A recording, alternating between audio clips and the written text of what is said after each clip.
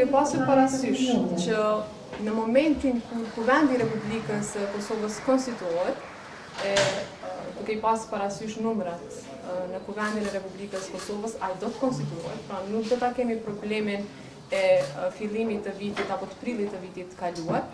Pra duke qenë që pas konstituimit kuvendit fillojnë të rrjedhin afatet kohore për zgjedhjen e presidentit, pra janë 60 ditë pas konstituimit kuvendit Republikës Kosovës, e kam vlerësuar që t'u jap partive politike kohën në dispozicion në mënyrë që të mbrimte një marrëveshje që sapo pastaj të konstituohet kuvendit i Republikës së Kosovës, të mos ketë nevojë që të presin 60 ditë për të zgjedhur presidentin, ose të mos vinë në një situatë që nuk besoj që dikush e do, që mos ta zgjedhin presidentin dhe që të shkojmë edhe një herë në zgjedhje të jashtëzakonshme. Kjo nuk. Prandaj si ushtruese detyrës së presidentes, unë i kam mirëpritur takimet e zhvilluara me ftesë të kryeministrit dhe kryetarit të lëvizjes vetëvendosje zotit Albin Kurti. E kam vlerësuar pozitivisht çështjen e LDK-s dhe PDK-s, pra që kam pranuar që të vazhdojnë këto takime. Nuk më duket mirë që tashmë LDK-ja ka pezulluar